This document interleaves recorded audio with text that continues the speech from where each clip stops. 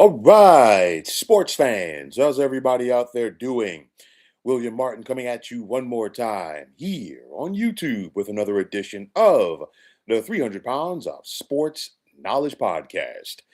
So, even though that Notre Dame is not the only team that is saying thanks but no thanks to participating in a bowl game this year, they are clearly the most important.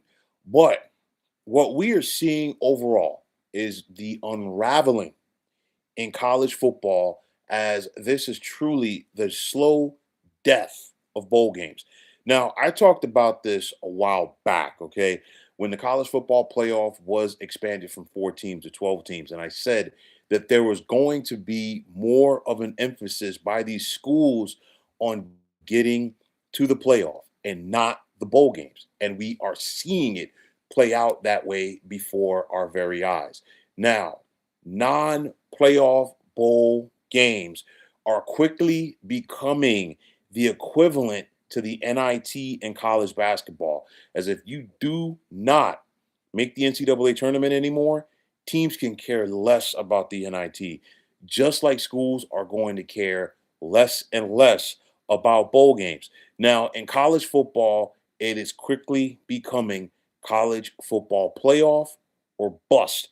And for a school like Notre Dame, who's clearly pissed off about not making the playoff, they're already turning the corner to 2026, which includes starting to look at the portal for next season and going back to college basketball. If you remember a couple of years ago with Rick Pitino, I think it was Rick Pitino's first year at St. John's, he felt like this team had what it took to get to the NCAA tournament. They didn't.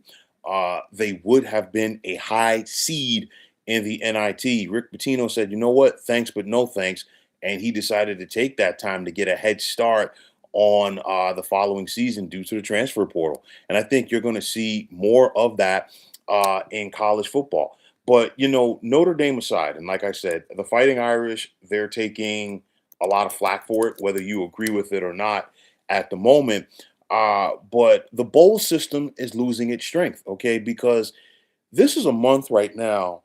And again, like so many people have talked about how the system, the calendar, all of that stuff in college football are broken. All right. But nonetheless, this is a time right now where we see coaches switching jobs. Okay. You see kids that are looking to get into the transfer portal for next year. And there are also some seniors or juniors, because we've seen it before in recent years with kids skipping bowl games who they simply want to put their full concentration on getting ready for the NFL Combine and the NFL Draft. Now, with all of that said, is there anything that can be done to salvage this bowl system? In my opinion, at this point, not much.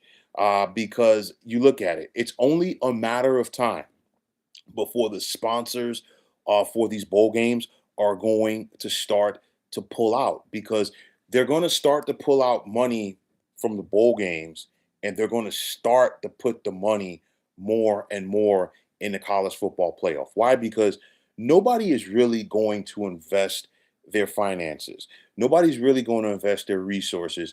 And the fans are not going to invest their time to watch bowl games where you have a pair of 5 and 7 teams at this point playing, and it's getting pretty close to we're going to have 4 and 8 teams playing each other in bowl games. It takes me back to a different era of EA Sports college football, and anybody who remembers the game in its original era, once you got to a certain point of the season, they would give you a breakdown of the bowl projections, and of course, bowl projections are typically tied into conferences, and you had some sub 500 teams that were in that mix for bowl games, and in the video game, at least some of those sub 500 teams got to the bowl games, and that is the point that we are out at right now, because you already had this problem before teams were opting out, and I think B, it's even worse right now, and it's going to get worse. And like I said, sponsors soon enough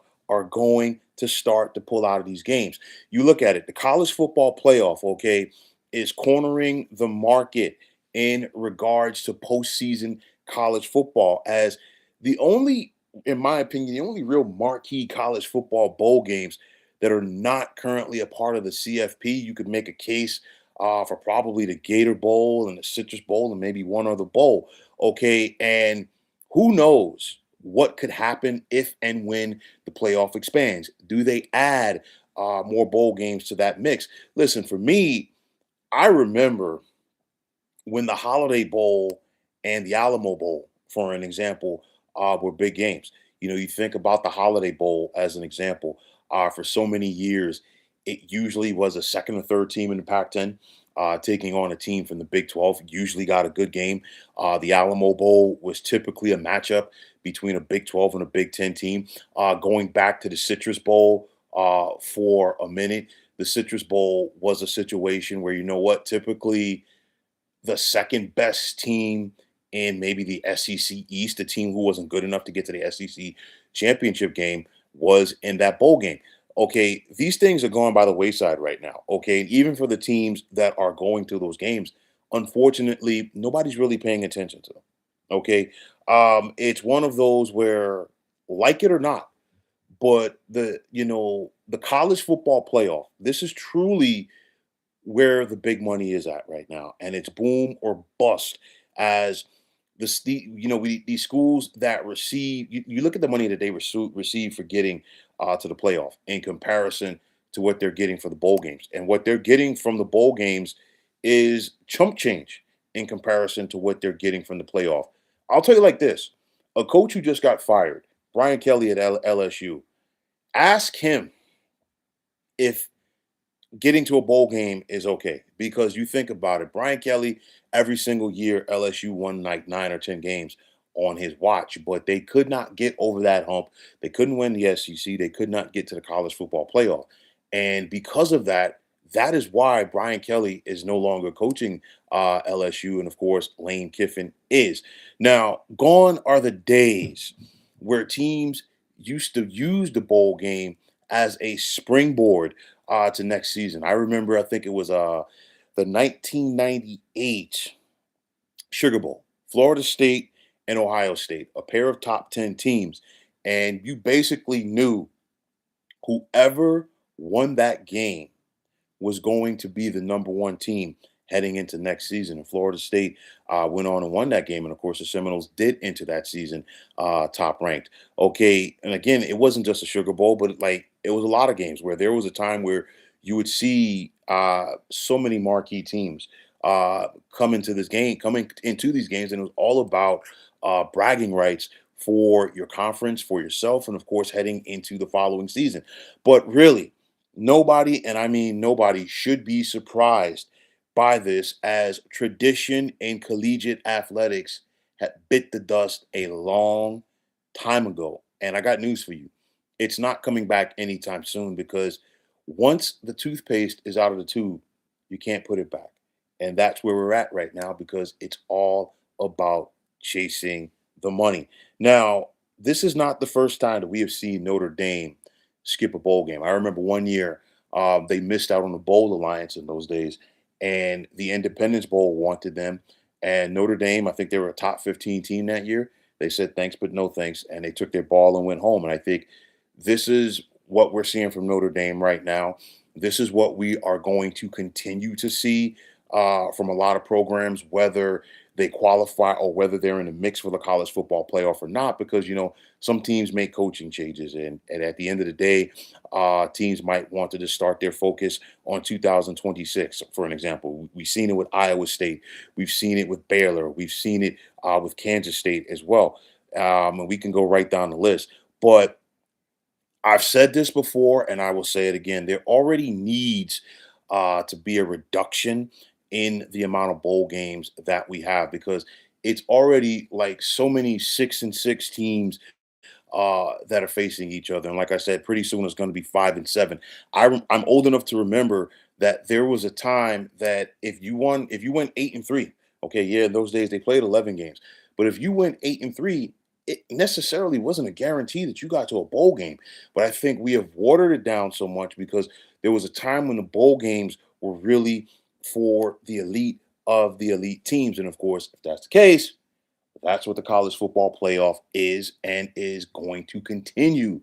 to be. So you ask yourself, what is next for the postseason in college football? And I'll ask anybody out there who's seeing this thing play out the way it is.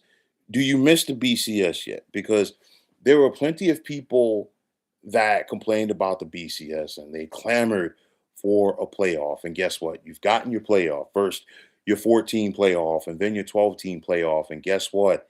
It ain't getting better. The mess is getting worse. Now, going back to the BCS, more often than not, you got the two best teams or two of the best teams meeting for the national championship. You still had your bowl system intact. Why? Because you still had your Rose Bowl, your Fiesta Bowl, your Orange Bowl, and your Sugar Bowl, and you had conference champions who were tied into that. And basically, by expanding the college football playoff, of course, the powers that be are chasing the money. But then on top of that, you're kind of watering it down because, especially in those days in the BCS, especially in the days of the 14 playoff, winning your conference championship did not necessarily guarantee you a spot at the table. And there was still plenty to play for because teams wanted to finish top five. Teams wanted to have something to build off of for next season. And of course, that is no longer the case. So at the end of the day, like I said, it's not a matter of if, it's more like when. But the bowl system as we know it is going to die a slow death. I go back to college basketball and you look at what has happened to the NIT. There was a time, believe it or not, when the NIT was a bigger deal than the NCAA tournament. But as the NCAA tournament has continued to expand, the value, the importance of the NIT has continued to diminish. Okay. And you look at it, the NCAA tournament, they're already looking to expand for more teams. And with that expansion of the NCAA tournament, and for those teams who feel like they're on the fringe and they don't get in, again, like I said before, some of them are simply taking their ball and going home. They're focusing on the next season. And in some cases, with some of these teams, whether it's football or basketball, you can have a completely different roster come next season due to the transfer portal. Why? Because there is so much focus in basketball on getting to the NCAA tournament. And of course, right now in college football, there is complete focus by plenty of these teams on getting to the playoff. It's no longer a situation where you say, you know what, we could build off of something now and try to, finish off with a strong showing in our bowl game and take it to next season. Because guess what? Let's say you do that. And let's say you have something to build off of, or you feel you have something to build off of for next season. Well, what does it mean when your starting wide receiver enters a portal? What does it mean when your starting quarterback enters a portal? What does it mean when your star defensive end enters a transfer portal? You're basically starting over from scratch. So things have completely changed. And like I said, it is going to be a slow death for the bowl system as the focus continues to grow and grow for the college football playoff. But folks, that is going to wrap it up. And as always, I want to take this time out to thank each and every one of you for checking out the 300 Pounds of Sports Knowledge podcast here on YouTube. And as always, if you like what you heard and saw in this podcast, you know what to do. Just please feel free to hit that like button as well as subscribing to this channel. And like I always say, it is greatly appreciated. Also, if you're on the X, formerly known as Twitter, you can check me out anytime at 300 Pounds of Sports. And like I always say, if you give me that follow, it will be my pleasure to follow you right back. And that also goes for Instagram, where you can check me out at 300 Pounds of Sports Knowledge. Also, if you're on Facebook, definitely be sure to check out the Sports Depot 365. And as far as I'm concerned, one of the better sports groups going on social media. But until next time, fine folks, my name is William Martin, and I am signing off. And I'm saying thanks once again for checking out the 300 Pounds of Sports Knowledge podcast here on YouTube. Be well, everybody.